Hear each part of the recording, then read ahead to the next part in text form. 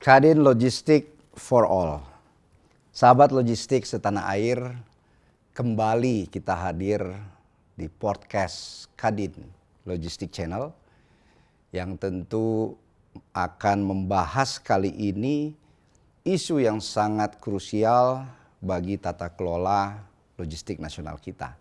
Untuk itu judulnya pun kita ambil seberapa ampuh lahirnya Permendag nomor 8 tahun 2024 ini untuk menyelesaikan 26.000 kontainer yang tertahan kurang lebih 3-4 bulan lamanya. Tapi tidak itu aja, pasti kita mengharapkan Permendag ini menjadi enabler bagaimana tata kelola logistik bisa kita wujudkan di tanah air kita. Dan narasumber sudah hadir di sini yang sangat kompeten. Beliau adalah Bapak Tatang, Asisten Deputi Kemenko Equin yang sebelumnya menjadi pejabat di Ditjen Bea dan Cukai. Jadi pasti knowledge, pengalaman sangat mumpuni untuk bisa memberikan pencerahan di podcast kita. Selamat datang Pak Tatang, terima kasih sudah menyempatkan waktu hadir di tengah-tengah kesibukannya. Ya nggak kalah penting lagi, ini yang punya cuan sebenarnya, ya Pak Adil Karim. Beliau adalah Ketua Umum DPW Alfi DKI Jakarta. Nanti DKI-nya mungkin setelah IKN sudah bisa berubah ya. Selamat datang Pak Adil, terima kasih juga sudah hadir. Dan dari Kadin sendiri Ibu Audis selaku Ketua Komtab Perdagangan yang tentu akan cukup bawel untuk bisa mengulik ya bagaimana keampuhan aturan Permendag nomor 8 tadi. Terima kasih sudah hadir juga. Sahabat logistik, sebelum kita kulik lebih dalam, kita saksikan dulu teaser yang akan lewat berikut ini. Kadin Logistik for All.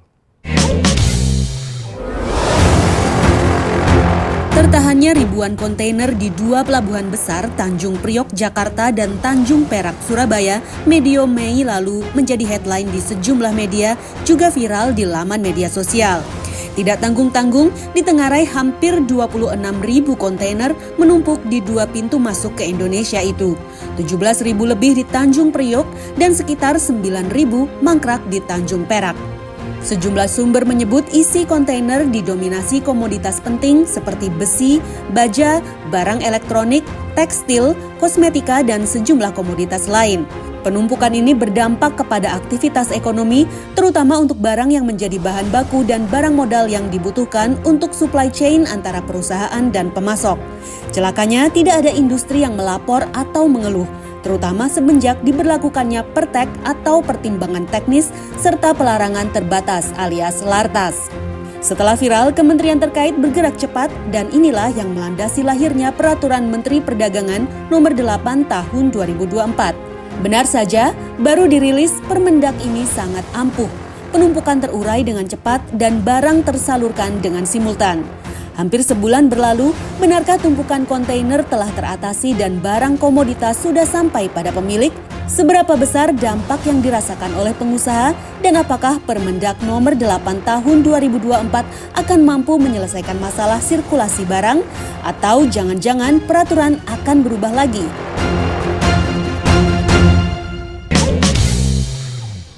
Kadin Logistik for All. Saya dahulukan dari pemerintah Pak Tatang. Terima kasih sekali lagi Pak Tatang. Permendag 36/2023 yang lalu sudah direvisi bahkan 3 kali. Ya, tentu ini menjadi suatu pelajaran mahal buat tata kelola logistik nasional kita, Pak. Bisa diceritakan nggak, Pak Tatang, bagaimana backgroundnya, latar belakangnya, dan sampai Pak Menko mengambil keputusan. Bahkan Pak Presiden pun turun tangan untuk bisa menyelesaikan 26.000 kurang lebih yang sudah tertahan 3 bulan, 4 bulan namanya. Silakan Pak Asdem. Ya, terima kasih Pak Akbar. Dan terima kasih juga diundang di podcast Logistik Kadin untuk bisa menjelaskan baik dari kronologis Permendak 36 sampai kepada Permendak 8. Tentu kita ketahui bersama Permendak 36 lahir dengan semangat saat itu pengetatan. Kenapa pengetatan? Pada saat itu terjadilah booming thrifting, terjadilah booming barang-barang kiriman, e-commerce yang harganya 3 US dollar itu bisa bebas gitu. Sehingga pada saat itu beberapa menteri, Pak Menko UKM, Menteri Perdagangan, dan tentu Pak Menko juga memberikan perhatian apa yang terjadi. Karena masyarakat bahwa protes mau UMKM kita diserbu oleh barang-barang impor yang sangat murah dan ada proses thrifting tersebut.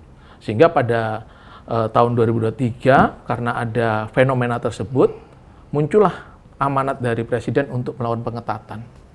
Terutama barang-barang konsumsi, Dan yang paling menonjol itu adalah barang komoditas tas, yang sebelumnya adalah barang bebas, kemudian harus dilartaskan. Dan konsepsi pada saat itu banyak barang yang pengawasannya post border.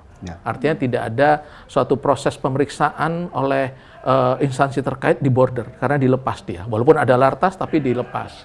Itulah yang menyebabkan resiko barang-barang itu tidak diawasi secara optimal di situ. Artinya pemerintah melihat, cara pengawasannya tidak tepat nih. Akhirnya di Permendak 36 ditetapkan 8 komoditas sebagai amanat dari pengetatan impor itu, barang-barang jadi, barang-barang berupa pakaian, tas, itu diketatkan, elektronik diketatkan semua dengan cara ditetapkan sebagai barang lartas harus PI dan LS, serta pengawasannya di border. Pada saat yang bersamaan, muncul inisiatif untuk juga memasukkan barang-barang yang merupakan bahan baku untuk menjadi lartas juga. Inisiatif dari KL. Tadi inisiatif dari pimpinan karena ada pengetatan turun, top down. Kemudian ada dari sisi KL yang mengusulkan juga beberapa komoditas untuk diawasin secara ketat.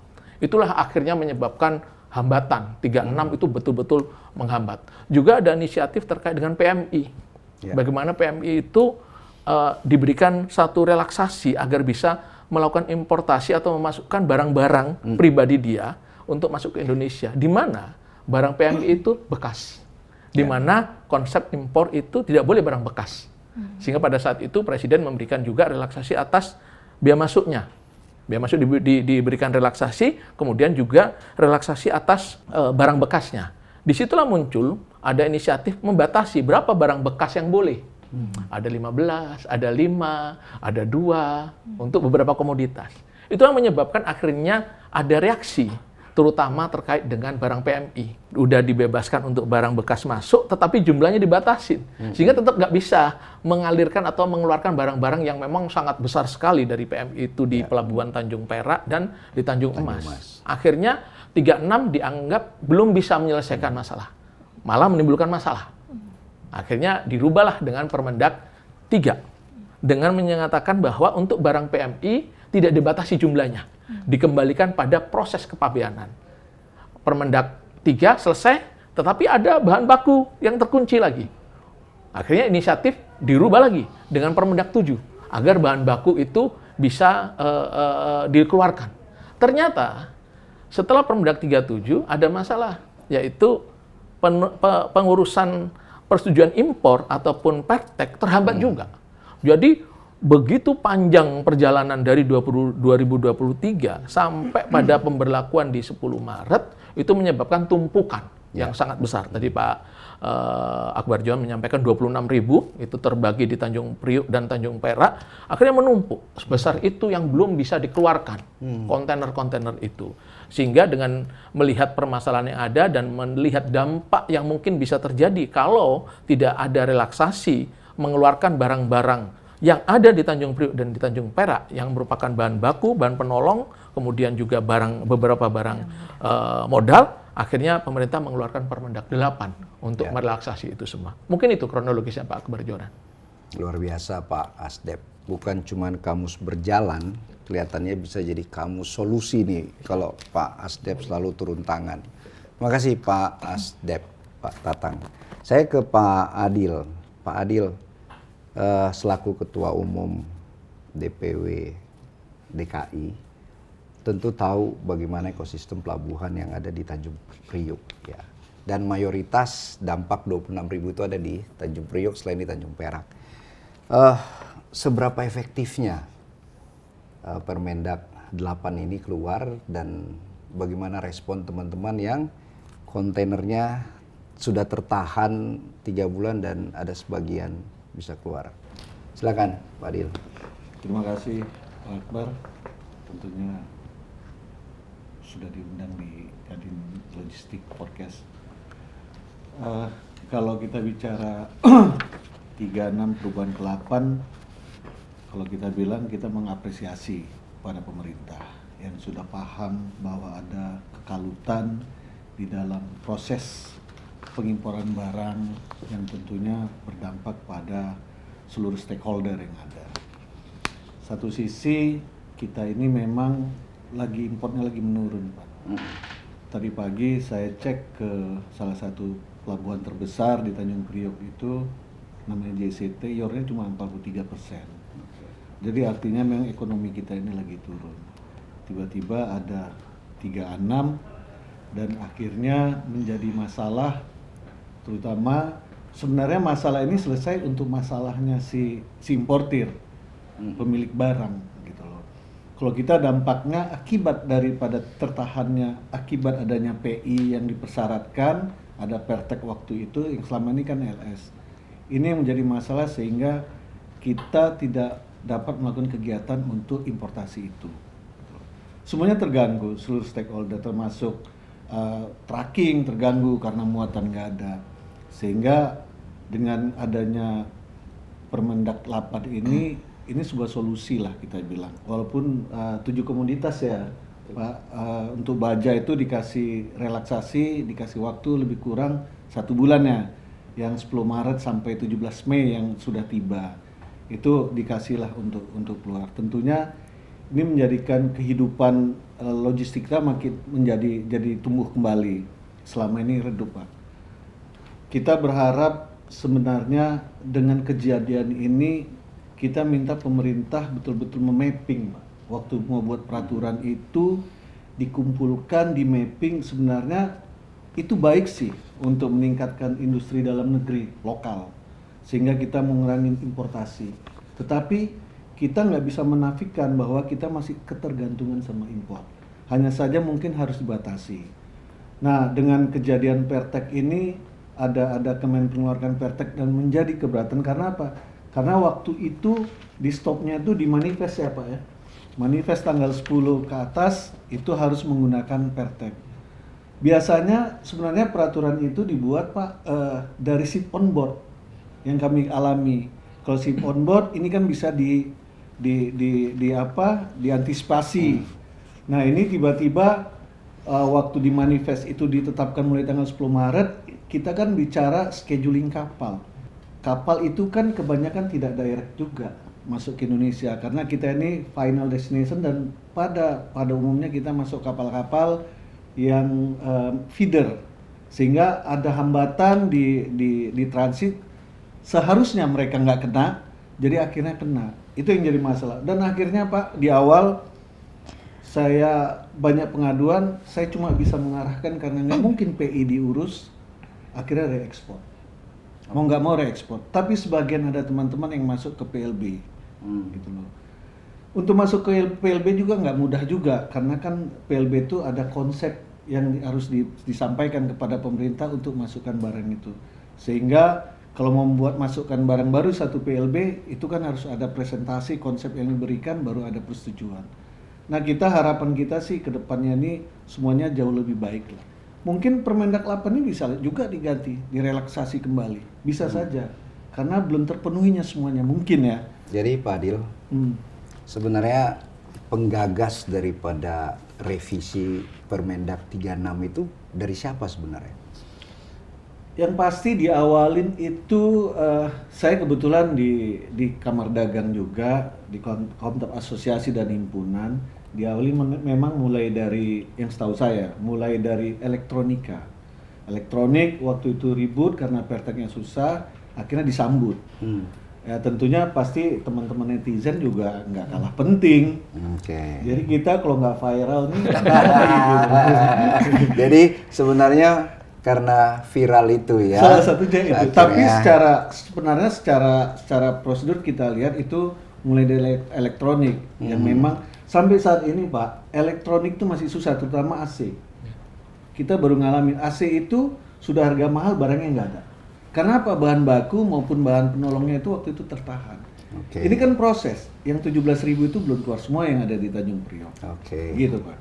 Bu Audis, tadi Iya, Pak. saya highlight ekonomi kita lagi menurun. Ya. Ya. Saya ingat betul Bu Audis waktu Permendak 36 itu akan di launching. Ya. Kita Kadin memberikan surat kepada pemerintah untuk bisa dilakukan sosialisasi lebih dahulu. Ya. Ya, artinya paling tidak 6 bulan ya minimal untuk ada masa sosialisasi. Tapi kelihatannya pemerintah tergesa-gesa untuk mengeluarkan itu. Mungkin dikejar target mungkin ya. Nah, Bu Audis memandang seperti apa revisi ini?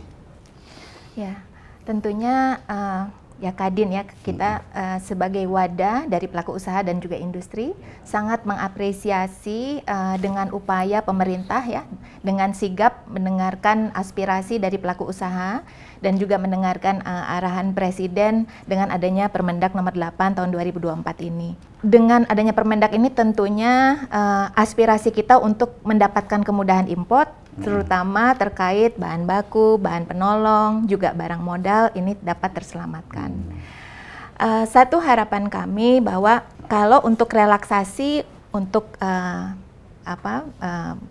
kapal-kapal atau kontainer-kontainer yang datang mulai dari 10 Maret sampai 17 Mei, ini dapat juga dilakukan bukan hanya untuk kontainer-kontainer dengan normal proses atau BC 1.1, tapi juga untuk kontainer-kontainer yang tertahan di kawasan berikat ya, ya PLB ya.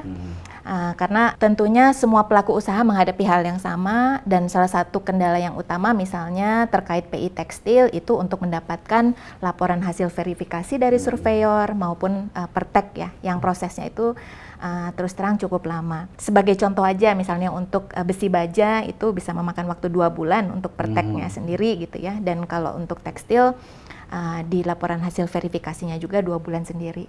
Dan tadi disebutkan Pak Akbar bahwa memang tidak ada masa transisi yang memadai buat kami gitu ya sebagai pelaku usaha, karena kalau kita lihat peraturan itu diterbitkan memang di akhir Desember, di pertengahan Desember ya Pak. Kemudian peraturan pendukungnya itu keluarnya bertahap. Untuk besi baja itu di pertengahan Januari, tapi untuk komoditas-komoditas lain itu bertahap, mulai dari pertengahan Februari gitu ya, sampai akhir Februari, kemudian juga ada di awal Maret gitu, dan ada beberapa komoditas yang memang belum keluar peraturan pendukungnya. Oleh karena itu dengan dikeluarkannya 7 komoditas ini sangat membantu untuk pelaku usaha. Tapi tadi Pak Adil sempat menyebutkan kalau bisa dilakukan mapping, itu kami setuju sekali dari pelaku usaha Pak Akbar, karena memang tidak semua komoditas gitu ya, itu kalau kita lihat produk turunannya itu dapat diproduksi di Indonesia, sehingga perlu dilakukan mapping lebih lanjut, mana yang spesifikasinya sudah bisa diproduksi dalam negeri, mana yang belum. Dan kalau misalnya memang diperlukan relaksasi lebih lanjut untuk komoditas yang belum diproduksi dalam negeri, nah itu akan sangat membantu. Oke, Bu, kenapa Ibu nggak to the point aja? Ya. Kalau Permendak 8 ini belum bisa mengakomodir semua kontainer yang tertahan. Mumpung ada Pak Tatang di sini. Silakan. Ya, ya betul. ya, kalau kita lihat ya memang main trafficnya itu ada di 1 Tanjung Priok dan 2 Perak. Tapi jangan dilupakan bahwa ada jalur-jalur lainnya juga gitu ya. Misalnya jalur-jalur tadi kawasan berikat gitu ya. Yang itu juga memang di luar dari Tanjung Priok dan Perak. Jadi di luar yang 26.000 tadi Pak gitu. Nah, itu memang masih harus dibantu. Dan ya untuk beberapa komoditas yang masih kena lartas, misalnya tekstil, besi baja gitu ya. ban gitu. Nah, itu mungkin perlu dibantu supaya perteknya dapat segera diterbitkan. Oke. Pak Tatang, Siap. udah mulai berani nih Pak bicara ya. Pak Tatang, per hari ini sebenarnya berapa ribu kontainer yang sudah bisa dirilis? Baik di Priuk maupun di Tanjung Perak. Iya. Karena Pak Akbar menanyakan angka, tentu saya harus melihat catatan. Siap. Karena kalau angka itu harus presisi dan harus pas. Alhamdulillah hari ini ada rilis dari Pak Dirjen Bea Cukai dan kemudian staf ahli Menteri Keuangan serta para Kakanwil, terutama Kakanwil Priuk dan kepala kantor wilayah Jawa Timur terkait dengan Tanjung Perak. Per pagi hari ini, tanggal 31 Mei, untuk informasi Pak Akbar dan para narasumber, Pak Adil dan Bu Desti, itu di Tanjung Priok itu totalnya 17.000 yang tertahan, 17.304 kontainer. Yang diselesaikan per 31 Mei itu 16.007 kontainer. Per tanggal? Per tanggal 31. 31. Per hari ini. Per hari ini. Ya, artinya sudah 92,50% Oke. sudah dikeluarkan. Itu effort yang luar biasa. Pak Menko, Bu Menteri Keuangan, Pak Wamendak hadir di Tanjung Priok tanggal 18 Mei. Ya. Berarti kan sekitar 10 hari yang lalu atau 11, 12 hari yang lalu hadir. Kita bisa mengeluarkan sebesar 16.007 kontainer di Tanjung Priok.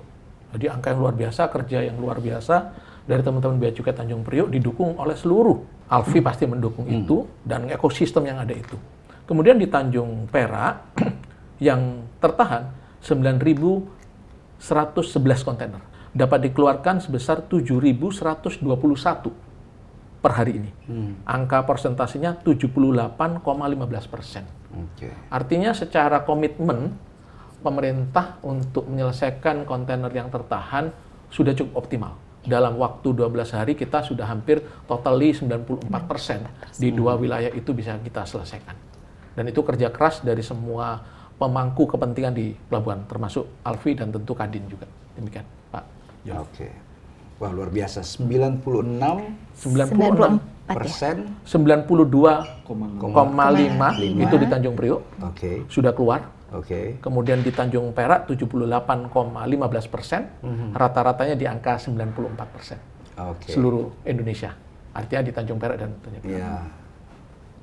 Sisanya Pak Ya. Asdep, apa yang menyebabkan belum bisa 100%? Ya. Untuk sisa yang belum bisa diselesaikan, yang pertama edukasi kepada para importir. Jadi para importir itu ada yang memang belum mengurus, Apakah sosialisasinya yang belum, atau memang ada kelengkapan dokumen atau hal yang lain. Misalnya elektronik, itu pada saat LS, kan dibuka relaksasi LS-nya di kawasan Pabean, Bu. Jadi di PLB pun dimungkinkan, karena di Permendak 8 itu kata kuncinya kawasan Pabean. Sehingga bisa dilakukan LS di situ, itu syarat untuk mendapatkan LS-nya itu SNI. Ada beberapa komoditas yang memang dititipkan pada saat orang mengajukan LS, yaitu SNI. Begitu dia tidak memiliki SNI, ya otomatis akan tertahan dia. Itu beberapa case yang sedang kita cari solusinya, karena memang itu sudah kita relaksasi menjadi LS saja, ternyata ada syarat yaitu SNI. Beberapa komoditas itu ada SNI-nya, mainan, kemudian lampu, elektronik, itu ada SNI-nya. Itu yang menyebabkan masih ada beberapa kontainer yang belum dikeluarkan. Satu, importir memang belum melakukan pengurusan. Yang kedua, ada beberapa syarat yang memang belum bisa dipenuhi oleh importir tersebut. Itu Pak Akbar. Oke, Pak. Masih dengan Pak Asdep. Yang menarik itu beberapa kali kata komoditas nih yang disampaikan. Permendak 36 itu sempat tertahan lama karena isu golongan mana saja yang masuk neraca komoditas. Ya, salah satunya baja.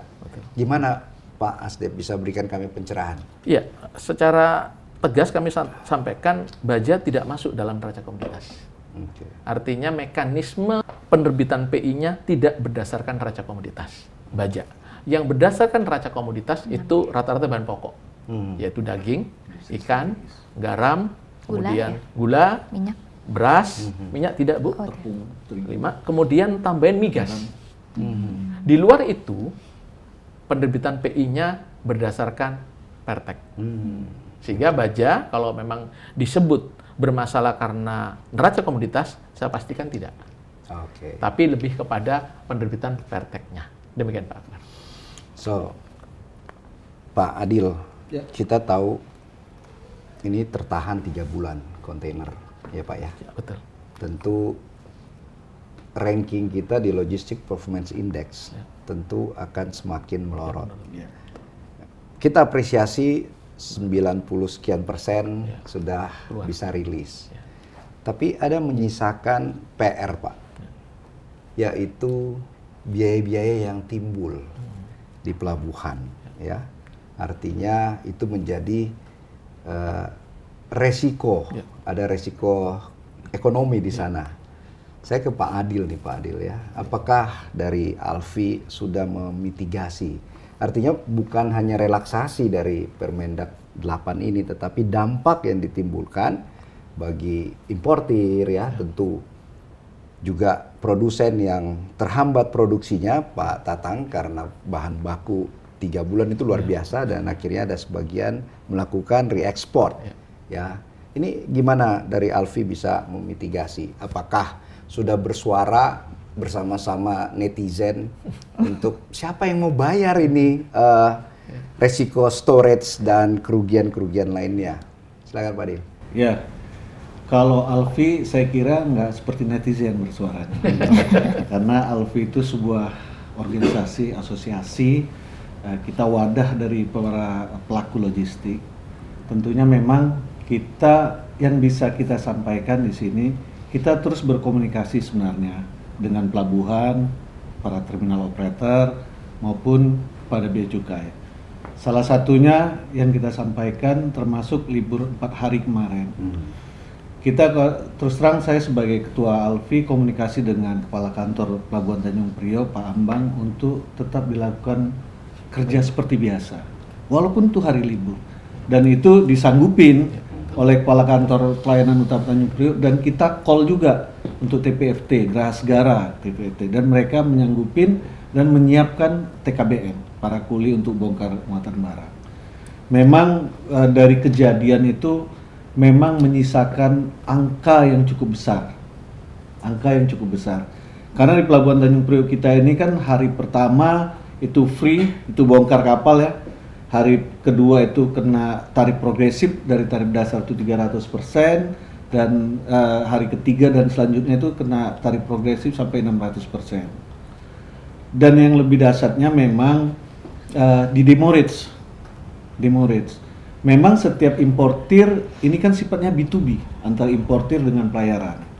Kita nggak bisa masuk juga ke dalam ranah itu.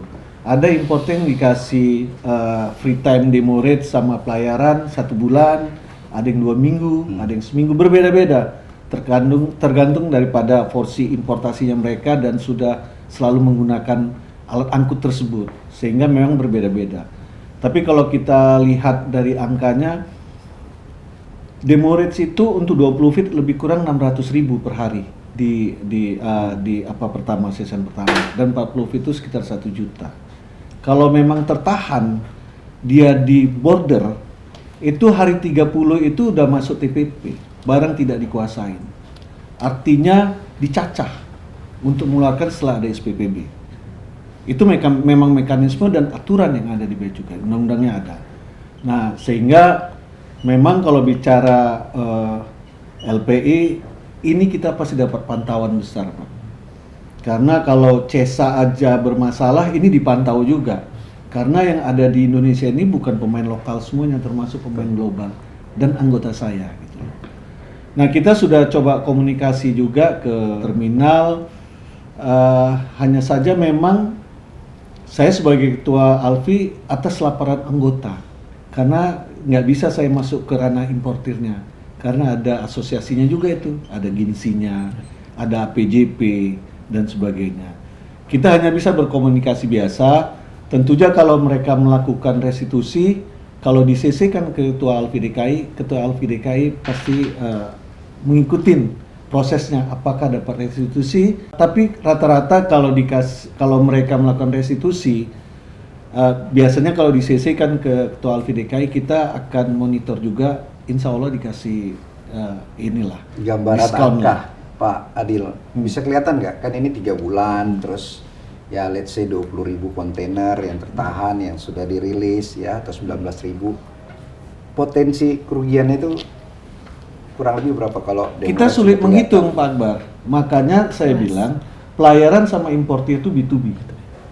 Mereka ada yang dapat 1 bulan free time demo rates, ada yang dapat. Tapi kalau bicara Pelabuhan Tanjung Priok dan Perak, ini pasti berbeda angkanya, tarif dasarnya. Oke. Kalau di Perak, kalau nggak salah dia ada masa pertama dan masa selanjutnya. Kalau di Tanjung Priok udah nggak ada. Oke. Langsung tarif progresif. Ini kan kelihatan nih gimana effort dari kementerian ya. Tentu ini ada pihak dirugikan. Kira-kira ada pihak yang diuntungkan nggak dengan kejadian ini? Kacamata Kadin.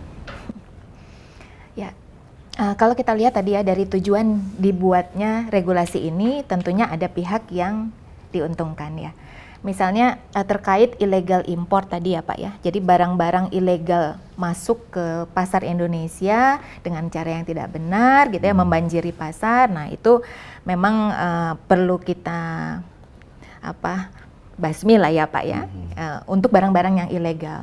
Tapi yang perlu juga diperhatikan di sini, jangan sampai pelaku usaha yang memang selama ini patuh terhadap hukum gitu ya, kita selalu mengurus izin impor dengan benar, mendatangkan barang dengan cara yang legal gitu, kita juga terdampak gitu.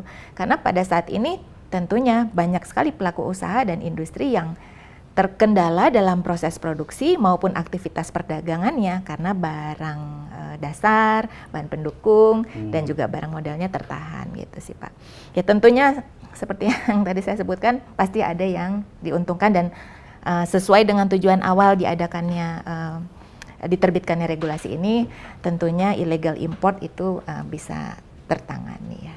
Oke, Pak Tatang, prinsip logistik Pak itu adalah kepastian, ya ada certainty di situ, dan tentu ini menjadi tolak ukur bagaimana perekonomian itu bisa tumbuh, dan tentu perekonomian itu salah satunya yang mendorong adalah investasi asing, ya dengan reputasi daripada tata kelola logistik ini tentu multi sektoral ini akan berdampak yang tidak positif.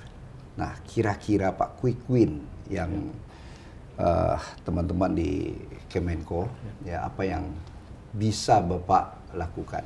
Ya. Tapi Pak Tatang, mohon maaf, kita jawab setelah segmen berikut ini. Sahabat Kadin Logistik setanah air, tentu pengayaan dari diskusi tadi sudah sedikit memberikan pencerahan bagi kita semua. Tapi tentu akan kita kuliti lagi di segmen berikut ini, namun kita saksikan teaser lebih dahulu. Kadin Logistik for All.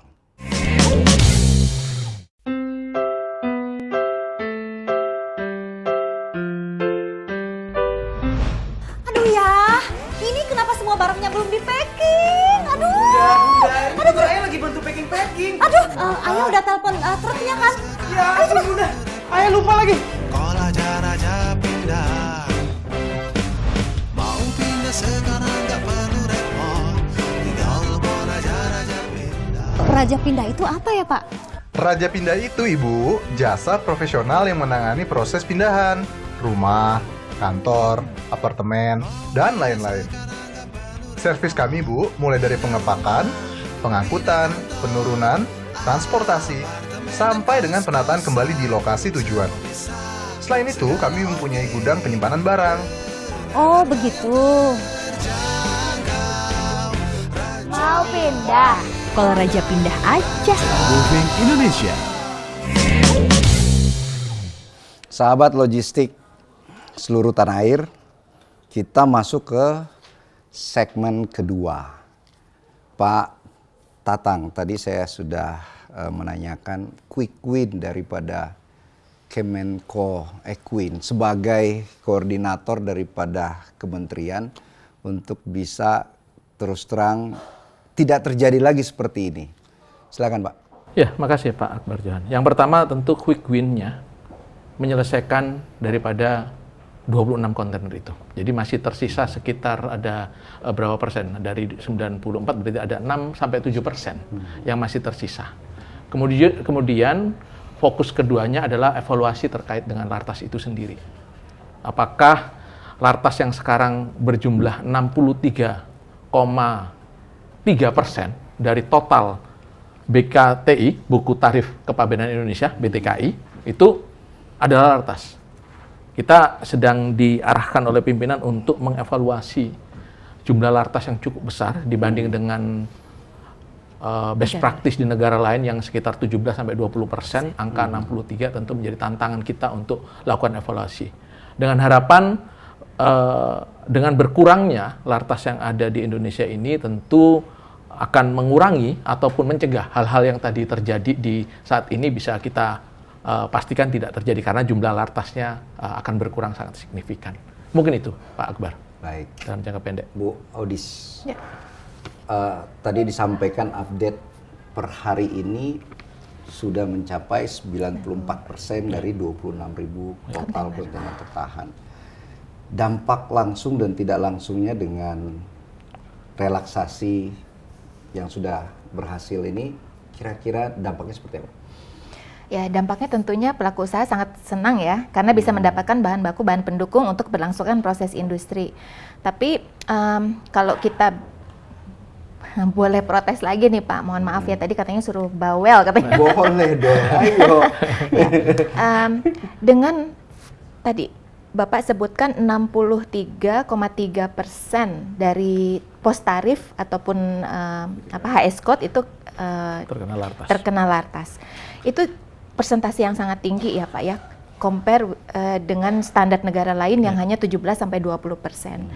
Dengan adanya persentase yang sangat tinggi itu tentunya mempengaruhi cost produksi Pak, ya, baik untuk yang border maupun post border, karena ada aktivitas tambahan yang harus dilakukan dengan adanya kebutuhan untuk memperoleh laporan surveyor, ada lead time juga gitu ya.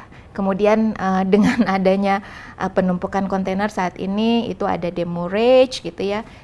Dan biaya-biaya tambahan yang juga mempengaruhi cost produksi, ya itu akan mempengaruhi dunia usaha. Terutama saat ini market ini lagi agak slow gitu ya. Dengan kenaikan cost yang luar biasa, itu tentunya akan membebani pengusaha. Tapi tadi saya sangat happy gitu ya mendengar Pak Tatang menyebutkan bahwa akan ada evaluasi lebih lanjut, karena itu benar-benar yang kami butuhkan. Dan kami dari dunia usaha gitu ya tentunya senang sekali kok diajak berdialog gitu, karena mungkin bisa memberikan masukan untuk evaluasi HS code terdampak. Mungkin itu Pak. Bu Audis, diajak dialog doang apa didengarkan? Ya tentunya pasti didengarkan Pak, karena gini ya, terus terang dengan adanya perubahan Permendak nomor 8 tahun 2024 ini itu melalui beberapa forum dialog. Dan dalam forum ini saya juga menyampaikan gitu ya, Kadin menyampaikan berterima kasih gitu atas dibukanya forum dialog untuk asosiasi. Sehingga semua aspirasi-aspirasi yang masuk ke asosiasi baik Kadin maupun asosiasi terkait lainnya itu dapat kita sampaikan ke kementerian terkait dan didengarkan Pak. Benar-benar didengarkan, oleh karena itu ada perubahan. Jadi ya. Sudah happy ya dengan relaksasi ini, percepatan pengeluaran kontainer, atau sebaliknya pengusaha nasional tobat untuk mengembangkan industrinya di sini, atau dia akan hijrah ke negara tetangga? Gimana tuh? Ya, ada beberapa poin. Satu, keterlibatan pengusaha dari awal itu diperlukan ya, melalui melibatkan tentunya Kadin, Apindo ataupun asosiasi terkait lainnya. Karena dengan melibatkan dunia usaha tentunya tidak akan terjadi premature ya dalam penerapan kebijakan. Kedua, betul sekali Pak, kalau kita mempunyai kebijakan gitu ya yang berdampak seperti ini, tentunya itu akan mempengaruhi iklim kemudahan berusaha dan juga iklim investasi. Padahal saat ini kita sedang tahap mempersiapkan Indonesia 2045 dan tentunya banyak sekali kebutuhan untuk mengundang investasi ke Indonesia. Oleh karena itu ya kita perlu benar-benar menjaga kebijakan yang ada supaya tadi bisa mendukung kemudahan berusaha dan juga kemudahan untuk berinvestasi, terutama untuk mendapatkan barang-barang pendukung, barang modal dan sebagainya. Itu sih Pak. Ya, Pak Tatang Siap. sangat vulgar ya Pak ya, yang dibicarakan ya. Tapi kata kuncinya didengarkan, Pak. Didengarkan itu dia. Pak, didengarkan. Dan sangat happy lah Pak dunia usaha. Pak Tatang tadi kan sudah jelasin quick win Siap. ya, bagaimana supaya tidak terjadi ini. Ya. Tapi situasi di lapangan Pak, sebenarnya bagaimana pengawasan Ya. yang teman-teman terutama di Bea dan Cukai lakukan gitu ya. Ya. Silakan Pak. Terima kasih Pak Akbar. Di saat awal Pak Akbar mention latar belakang saya yang sebelum menjadi Asdep mungkin di Bea Cukai saya selama 25 tahun lebih saya di Bea Cukai, jadi betul kami memahami sekali. Jadi untuk pengawasan terkait dengan Permendak 8 ini tidak berubah dari Bea Cukai. Artinya dia tetap melakukan pengawasan dengan konsep nota hasil intelijen. Cukup banyak yang diberikan nota hasil intelijen. Ada beberapa pengusaha yang memang melakukan pengalihan HS untuk menghindari LS maupun relaksasi yang ada. Tetapi tetap akan dilakukan penegakan hukum oleh teman-teman Bea dan Cukai.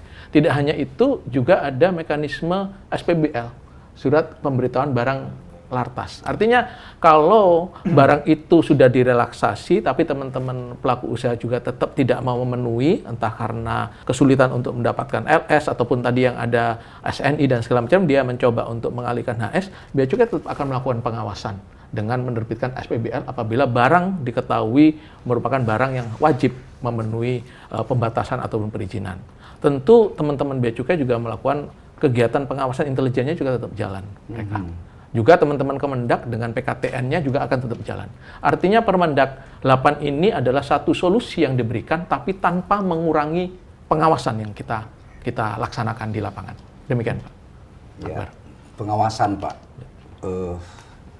Kita di dunia usaha Pak, terutama yang berkaitan dengan jasa kepabeanan, ya, bahkan importirnya sekaligus, itu merasa setiap ada output ataupun bilik peraturan dari kementerian itu cenderung menganggap semua pengusaha nakal, ya, sehingga tadi pengawasannya ya itu disamaratakan, padahal ada background, ada reputasi, ada portofolio, rekam jejaknya daripada industri. Gimana Pak Tatang memandang itu setelah tidak lagi menjabat di Bea dan Cukai? Ya, makasih Pak Akbar. Menarik sekali yang disampaikan oleh Pak Akbar. Cara pandang kita terhadap pelaku ataupun pada importir. Secara umum Indonesia kita mengenal namanya ISRM, Indonesian Single Risk Management. Kita mencoba membuat single profil. Orang yang dianggap baik oleh Kementerian Perdagangan kita akan anggap baik oleh Bea dan Cukai. Yang dianggap baik atau diberikan sertifikasi baik oleh Bea Cukai, kita coba untuk diperkenalkan sebagai pelaku yang baik oleh Kemendak ataupun oleh KL yang lain. ISRM ini sedang kita dorong. Jadi saya kurang sepakat kalau pada saat kita membuat satu aturan itu akan disamaratakan. Tidak. Ada satu sertifikasi yang sangat baik dikeluarkan oleh Bea dan Cukai, yaitu AEO MITA. Di Permendak 36, 3, 7, dan 8, bagi pemilik sertifikasi AEO MITA itu diberikan ruangan untuk pengecualian lartasnya. Artinya dia diberikan satu apresiasi bahwa Anda adalah pelaku usaha yang patuh. Sehingga pada saat kita membuat aturan pun, kita sudah mempertimbangkan pelaku-pelaku dan importir-importir yang baik. Sehingga dalam setiap penyusunan aturan, lartas terutama, kita selalu menghitung bagaimana ini untuk yang AEO MITA. Kita berikan pengecualian secara keseluruhan atau hanya beberapa. Contoh tuh untuk beberapa komoditas, misalnya besi baja, untuk Ayomita itu dikecualikan.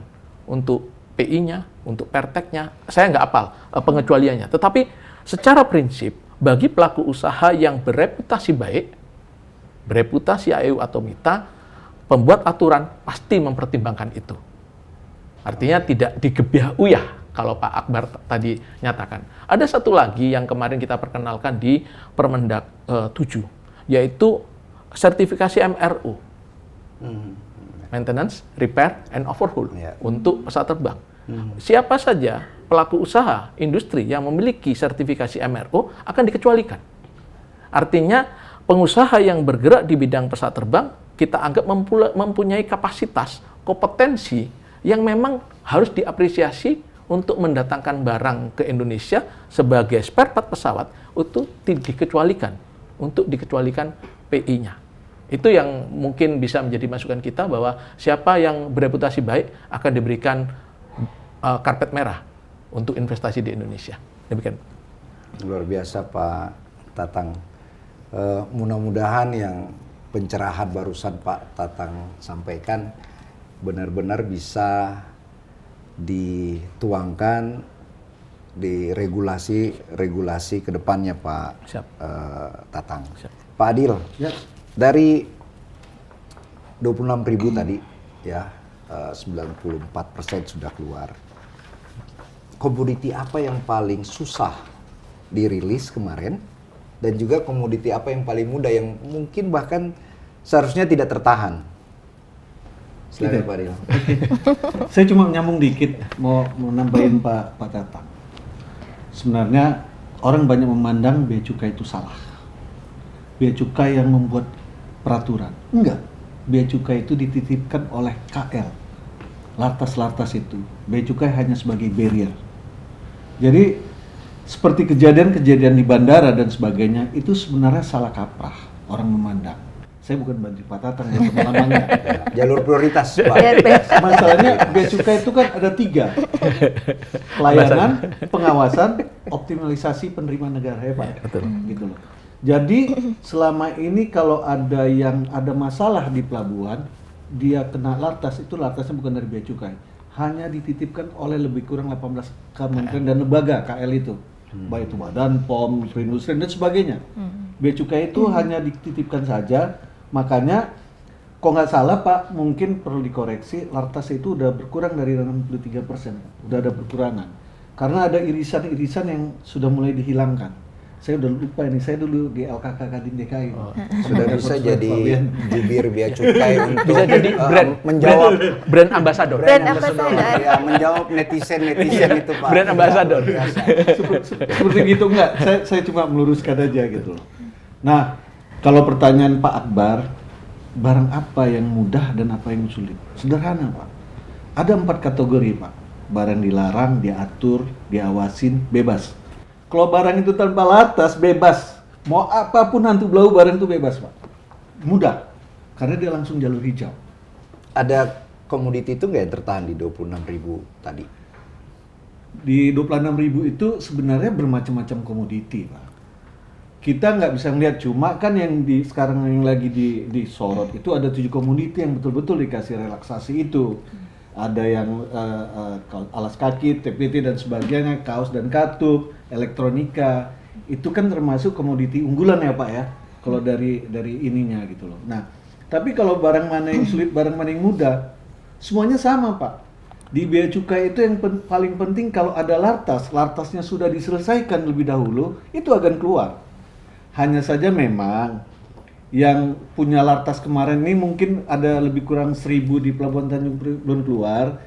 Ini ada yang masalah manajemen risiko Pak. Jadi manajemen risiko itu ada kena jalur merah, ada yang harus periksa 100%, ada 30%, ada 10%. Nah yang LS itu nggak semuanya hijau.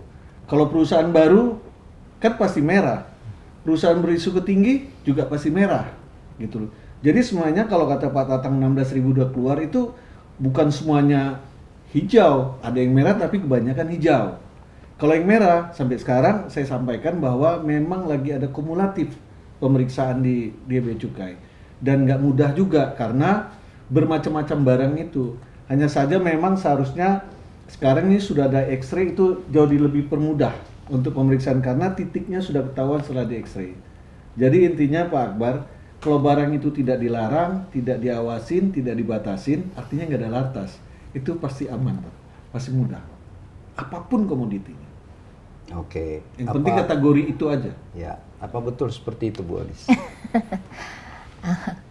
Yang komoditas-komoditas sulit ya. Kalau menurut saya sih, kalau yang komoditas-komoditas sulit itu komoditas yang membutuhkan persetujuan impor, ya. Karena beda ini kan, ada border, ada post border. Kalau yang post border hanya membutuhkan laporan surveyor itu masih cukup mudah gitu ya, dan bisa dilakukan di baik kawasan berikat gitu ya, ataupun di country of origin. Tapi yang sulit itu adalah komoditas-komoditas yang membutuhkan persetujuan import, jadi border gitu ya, pengawasannya di perbatasan, karena dia membutuhkan persetujuan teknis atau pertek, baru PI gitu ya, dan itu membutuhkan waktu yang cukup lama. Dan kalau saya nggak salah ya Pak Tatang, beberapa waktu lalu disebutkan bahwa dari 26.000 kontainer itu, yang banyak adalah 1 besi baja, kedua tekstil, ketiga elektronik, keempat kosmetik ya Pak ya. Ya, itu yang saya tahu 4 komoditas yang paling tinggi gitu ya volumenya. Dan dari situ mungkin yang paling lama saat ini adalah ya besi baja dan tekstil. Terutama tekstil, karena tekstil itu ada 3 lapis yang tadi saya sebutkan. Ada laporan hasil verifikasi, kemudian pertek, baru PI. PI-nya sendiri mungkin agak cepat ya, tapi perteknya itu ya cukup lama. Oke. 2 bulan lah minimum. Pak Tatang, tadi Pak Tatang singgung risk management. Ya, ini sangat menarik di dunia manajemen nih Pak. Kita mengakui bahwa salah satu kementerian, Ditjen Bea dan Cukai adalah kementerian atau Direktorat Jenderal yang sangat berhasil mentransform organisasinya, ya, sehingga di World Bank pun mengakui justru ada kenaikan daripada kinerja Bea dan Cukai di antara 6 parameter tadi. Kalau melanjutkan risk management Pak, risk management yang sesungguhnya itu adalah tidak mengambil keputusan. 3 bulan bukan waktu yang singkat membiarkan 26.000 kontainer tertahan. Gimana Pak Tatang menyikapi ini? Ya. Terima kasih. Tadi yang disampaikan betul sekali. Jadi perjalanan Bea Cukai untuk mentransformasi organisasinya sehingga saat ini bisa kita sebut bisa menjadi role model untuk kita semua, karena memperkenalkan yang namanya risk management itu sejak ada di undang-undangnya. Undang-undang itu selalu berbicara pemeriksaan selektif seperti itu. Dan brand ambassador Bea Cukai Pak Adil sangat paham sekali. Sampai pemeriksaan 100%, 30%, beliau hafal. Pemeriksaan 10%, 30%, sampai ke 100%, itu risk management juga, kan gitu. Artinya di titik operasional pun sudah diperkenalkan. Itu yang sedang kami usahakan untuk kita tularkan pada KL. Kemudian yang pertanyaan dari Pak Akbar, bagaimana kita menerapkan terkait dengan risk management ini dan mentransformasikan. Tentu penuh tantangan Pak Akbar, penuh tantangan. Kemudian kita akan coba melakukan satu pendekatan ataupun approach kepada para KL agar bisa membantu kita semua agar risk management ini bisa kita kembangkan. Mungkin Pak Akbar bisa lebih detail lagi terkait dengan pertanyaannya, karena saya tadi melihat Pak Adil itu agak senyum-senyum sehingga saya perlu pencerahan kembali poin daripada pertanyaan Pak Akbar sehingga saya bisa respon langsung terkait dengan pertanyaan Pak Akbar. Tidak perlu dijawab, Siap. ya. Kita lanjutkan ke segmen berikutnya. Oke, siap. Sahabat Kadin Logistik setanah air, tadi ada pertanyaan yang tanggung, ya. Tentu kita akan kuliti lagi pertanyaan ini dan harapan kita pencerahannya akan menjawab semua tantangan ini. Siap. Kita saksikan teaser dulu dan kita akan kembali ke segmen terakhir. Kadin Logistik for All.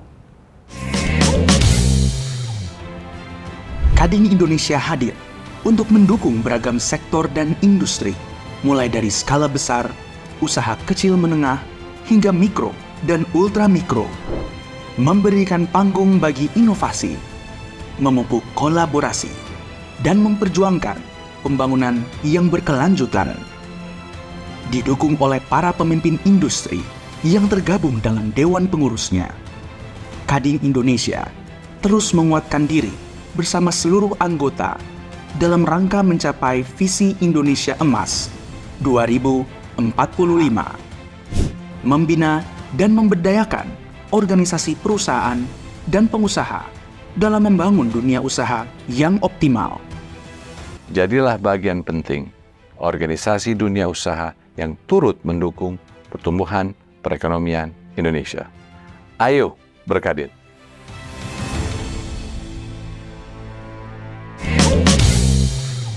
Sahabat Kadin Logistik Setanah Air, kita sudah sampai ke segmen terakhir, tetapi tidak mengurangi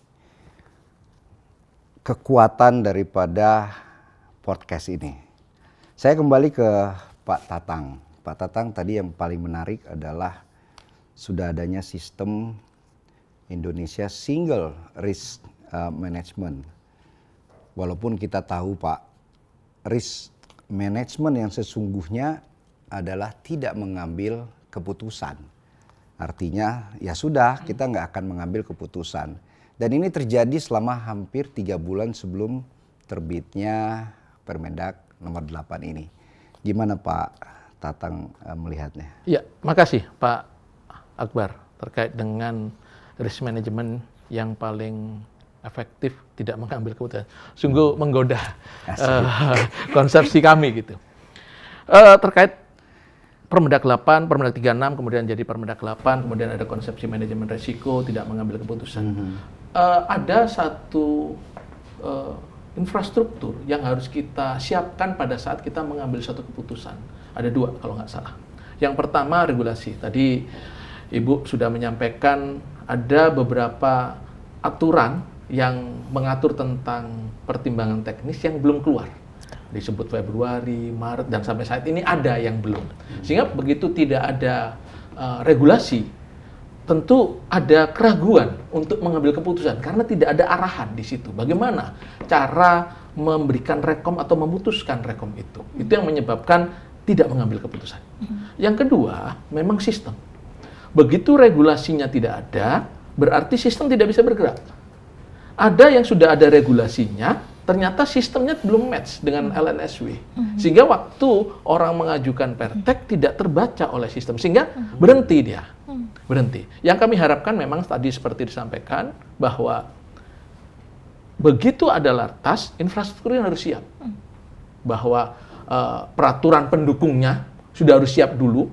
Walaupun memang waktu Permendag 36 itu, kalau tadi disampaikan Bu Audis antara 6 bulan, ada yang minta 1 tahun Pak untuk masa transisinya. Tapi kemudian kita mempertimbangkan, karena arahnya pengetatan, kalau 6 bulan berarti bukan pengetatan, ini Permendag 36 ya. Wadah, kalau gitu 3 bulan kita putuskan. Kita beranggapan pada saat 3 bulan itu, 2 ini siap. Ternyata ya tadi, sampai Januari belum keluar. Ternyata Februari keluar 1, 2 gitu. Itu jadi pada saat orang memutuskan manajemen resikonya itu tidak ada keputusan, pasti terkendala oleh 2 ini. Tetapi ada satu yang menjadi obat untuk semua ini, yaitu SLA, Service Level Agreement. Undang-Undang Cipta Kerja, kemudian PP 5 mengamanatkan ada Service Level Agreement. Sedikit tadi Bu Audis menyampaikan, oh PI agak cepat ya 5 hari, 7 hari. Nah, itu yang kita dorong Pak Akbar, kalau tidak ada keputusan, berarti diputuskan oleh sistem. Sehingga ada kepastian yang kita harapkan untuk investasi, untuk kemudian berusaha. Demikian Pak Akbar. Wow, ini clear and clean. Rasanya Bapak jangan terlalu lama jadi asdep Pak. Ya, harus naik lagi ke atas karena waduh, pengayaannya luar biasa. Ini yang dirindukan oleh pengusaha logistik nasional kita, bahkan importir di tanah air ini. Saya ke Pak Adil. Pak Adil, dari diskusi ini ya sudah kelihatan benang merahnya. Apa sih harapan daripada pengusaha logistik ya terhadap kemajuan ekosistem ke depannya, Pak Adil? Silakan, Pak Adil. Ya, kita akan tahu bahwa logistik itu pendorong dari perekonomian nasional kita. Nah, kita sebenarnya menginginkan yang jauh lebih baik lagi. Sudah ada sebenarnya National Logistic Ecosystem. Kita kalau bicara importir umum, importir produsen, ini juga harus hidup. Ini kan karena sebuah ekosistem. Apa yang dilakukan importir produsen belum tentu bisa dilakukan oleh importir umum, begitu juga sebaliknya, sehingga saling mengisi. Mengisi itulah dengan sebuah ekosistem. Nah, kita sebenarnya sudah ada National Logistic Ecosystem. National Logistic Ecosystem itu kan bisa di tracking dan tracing. Kita udah nggak bisa berbohong lagi. Kalau dulu misalnya ditanya, Pak Adil, posisi kontainer saya di mana? Oh, sudah jalan, Bu. Misalnya dari pelabuhan, Pak, itu kontainer masih ada di Tanjung Priok. Nah, ini kan terus dibenahi. Kita juga, Alfi ini salah satu yang paling mendukung ada National Logistic Ecosystem. Supaya apa? Ini clear semuanya. Karena dengan terbangunnya National Logistic Ecosystem ini tercapture, kita akan menurunkan cost sehingga efisien dan efektif. Kita sebenarnya menginginkan dari kejadian ini, kalau ada keputusan, kebijakan dari pemerintah atau mau buat peraturan baru, tolong dilibatkan juga. Karena logistik ini sebenarnya nggak bisa lepas daripada kegiatan maupun manufaktur maupun kegiatan trading. Karena kita semua yang menggerakkan. Jadi tolonglah ke depan, memang ini sama-sama kita duduk bersama. Kita kan mau bicara Indonesia Emas tahun 2045. Kalau masih benang kusut juga, sulit kita untuk merangkak kemana-mana. Karena kita ada juga yang pengamat kita. Global bermain di sini, tahu-tahu tiba-tiba LPI kita turun. Karena ada isu macam-macam. Nah, ini yang harus kita jaga bersama. Ya, duduk bersama lah bahwa swasta itu kan mitra dari pemerintah juga. Kalau nggak ada swasta, pemerintah kita juga nggak jalan juga. Kita kan taat pajak juga. Ini bisa larinya kemana-mana gitu. Pak Adil, kalau NLE itu jalan, seharusnya kejadian ini tidak terjadi. Gimana itu, Pak Adil? Enggak, ini berbeda sih sebenarnya. Ini berbeda. Kalau Permendak ini kasus barangnya. Kasus masalah perizinannya. Kalau mau mengimportasi harus melakukan ini, izin. Kalau NLE itu kan ngedrive-nya untuk menggerakkan barangnya. Artinya, Pak Adil, sorry saya potong. Artinya NLE ini belum mengakomodir semua instrumen tata kelola logistik. Oh iya, NLE ini masih terpotong-potong. NLE itu kan sebenarnya dari cross border sampai ke end user dan sampai ke MT waktu itu dibuatkan konsepnya. Tapi sampai sekarang juga di NLE untuk cross border kita belum bisa DO online terintegrasi dalam sebuah sistem. Kita masih ngambil DO-nya itu masih sistem online by email. Artinya NLE belum jalan. Belum maksimal. jalan. Okay. Tetapi sebagian sudah berjalan. Okay. Artinya kita sudah bisa mengeluarkan barang dengan booking truck itu bisa langsung tercapture kepada pelabuhan. Jadi masih sepotong-sepotong. Oke. Bu Odis, giliran Ibu. Iya, siap. Apa harapannya? Sama juga terhadap regulasi-regulasi pemerintah. Seperti apa sih harapannya dari?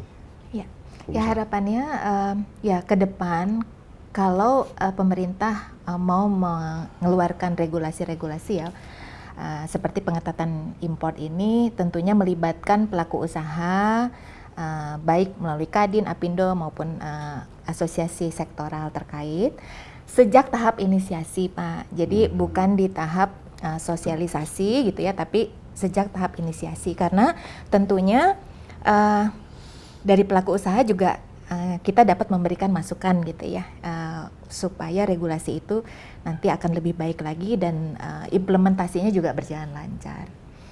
Dan yang perlu diperhatikan adalah tadi menyambut Indonesia Emas 2024 tentunya 2045, mohon maaf. Kita perlu sekali membuat ekosistem yang mendukung gitu ya, termasuk ekosistem kemudian berusaha dan investasi. Nah, yang penting di sini adalah bagaimana kita meningkatkan daya saing gitu.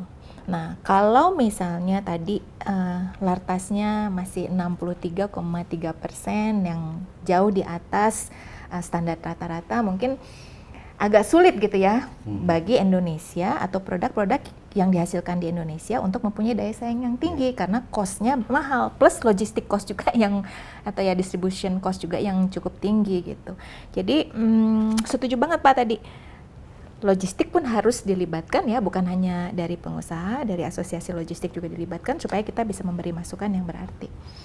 Dan tentunya di akhir ya Pak, senantiasa bersedia gitu untuk dipanggil kapanpun gitu ya untuk melakukan dialog tadi. Ya, oke. Artinya Ibu Audis, apapun output regulasinya itu adalah regulasi yang pro bisnis, ya, karena sangat berdampak kepada perekonomian.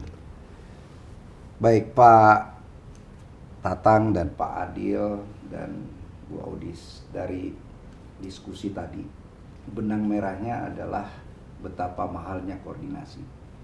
Makanya dengan Pak Tatang ada di Kemenko, ya, yang berfungsi mengkoordinasikan kementerian yang terkait dengan perekonomian, tentu menjadi penentu Pak. Kita tahu ada roadmap sistem logistik nasional 2012 lalu yang kita juga sama-sama terlibat di sana. Ada 6 key driver di situ, mulai daripada komoditi strategis, mulai daripada infrastruktur, regulasi, SDM dan ICT. Tapi dari kacamata saya Pak, melihat bahwa ternyata di antara 6 key driver ini salah satu penentu efisiennya logistik nasional sampai tidak setinggi ini ternyata adalah produk regulasi. Ya Pak ya, karena untuk menciptakan infrastruktur salah satu key driver tadi tentu memerlukan investasi yang sangat besar. Dana yang sangat besar, sedangkan dibandingkan dengan regulasi yang pro bisnis tentunya harapannya bisa lebih cepat, ya. Kita omon-omon, kita rapat, semuanya bisa dilahirkan peraturan yang pro bisnis. Nah, dengan situasi itu Pak, rasanya apakah sudah waktunya kita memiliki satu badan yang independen, dia permanen, bahkan dan laporannya langsung ke Pak Presiden. Gimana menurut Pak Tatang? Badan logistik misalnya Pak.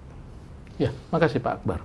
Kita punya Perpres 26 tahun 2012 terkait dengan cetak biru pengembangan Sisloknas ya, itu ya. Tadi yang disampaikan oleh Pak Akbar.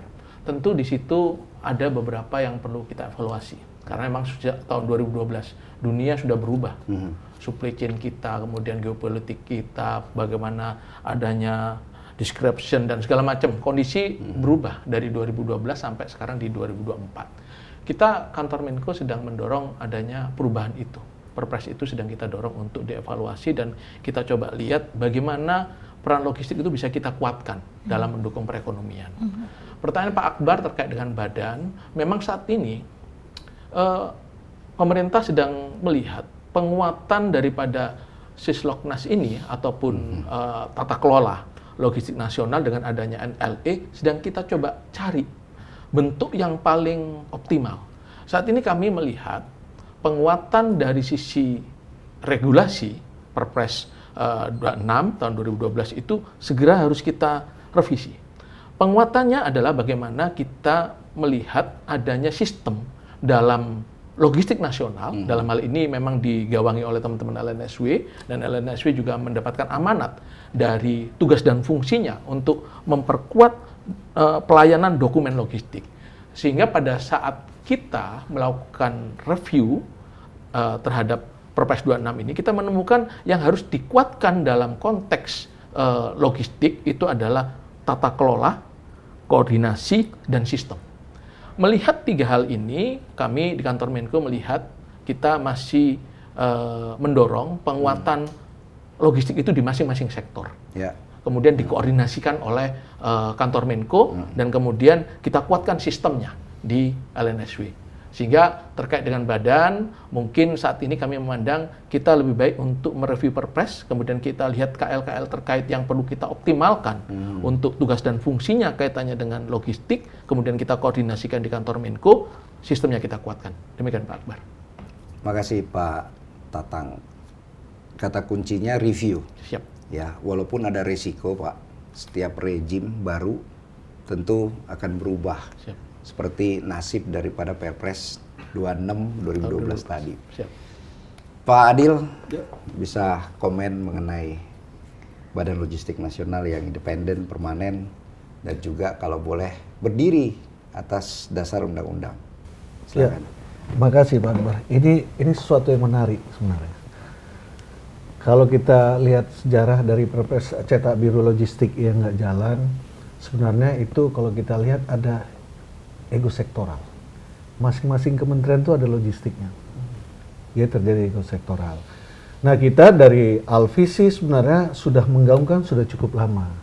Dibentuk satu badan logistik yang nanti tentunya sebelum dibuat badan itu ada tim ad hoc yang dibuatkan aturannya, perundang-undangannya supaya apa? Tidak ada ego sektoral dan melapor kepada Presiden. Kita punya sejarah waktu COVID-19 terjadi shortage kontainer. Kita nggak bisa ngapa-ngapain karena apa? Kita ini final destination dan kita nggak punya transportasi. Tapi kalau kita punya badan logistik, mungkin itu bisa kita akomodir. Kita duduk bareng, praktisi, akademisi, pemerintah, siapapun namanya, itu bisa untuk memikirkan bagaimana sih bentuk badan logistiknya. Tapi yang pasti kita ingin melangkah lebih jauh lagi bahwa supaya tidak ada kejadian-kejadian masalah supply chain yang terhambat, ini harus dibangun nih dan dibentuk dan harus kita dorong betul untuk dibuatkan satu badan logistik. Kita minta sama pemerintah. Karena logistik ini sekarang ini sesangat sesuatu lah kita bilang. Karena kalau ini nggak bergerak, ya kita akan kembali lagi, Pak. Sektor-sektor ego sektoral ini masih bermain. Saya kira itu, Pak. Makasih Pak Adil. Bu Audis, gimana pandangan Ibu? Ya, sangat mendukung ya Pak ya kalau misalnya ada dibentuk Badan Logistik Nasional ini, karena seperti yang tadi Pak Adil sampaikan, logistik ini memegang peranan yang sangat penting. Dan jangan lupa ya, kita pelaku usaha ini bukan hanya melakukan importasi, tapi juga diharapkan dapat melakukan ekspor. Kadin pun terlibat ya dalam Satgas Peningkatan Ekspor Nasional. Itu salah satu ya yang sedang kita kerjakan bersama gitu, karena memang sangat penting untuk meningkatkan kinerja ekspor nasional. Nah, namun perlu diingat bahwa untuk pelaku usaha melakukan ekspor, tidak semua bahan dasar, bahan pendukungnya bisa diperoleh dalam negeri. Dan itu perlu kita sadari bersama gitu, bahwa memang masih ada kebergantungan terhadap bahan dasar dan bahan pendukung yang diperoleh dari impor. Jadi mungkin itu ya Pak ya, kalau misalnya nanti ada Badan Logistik Nasional bisa lebih memperkuat logistik nasional Indonesia sehingga dapat memberikan apa ya, memfasilitasi baik buat pengusaha yang melakukan importasi maupun nanti ekspor, Pak. Jadi ekspor juga jangan dilupakan karena itu penting buat ekonomi nasional. Domestik kita dan domestik tentunya. Ya. Oke. Inilah esensi daripada diskusi kita, Pak Tatang. Perbedaan itu perlu, ya, tetapi tidak mesti konfrontatif, ya, tetapi malah bisa memberikan pengayaan. Sahabat logistik setanah air, memang sampai saat ini logistik itu masih dianggap sebagai cost center, ya, sebagai cost center. Padahal beberapa konsultan internasional pun sudah mengukur ada peredaran uang di sektor logistik nasional kita itu hampir 4.000 triliun. Ya, artinya kalau logistik ini dikelola dengan baik, dikelola dengan proper, tidak lagi menjadi cost center, Pak Tatang, tetapi bisa menjadi profit center.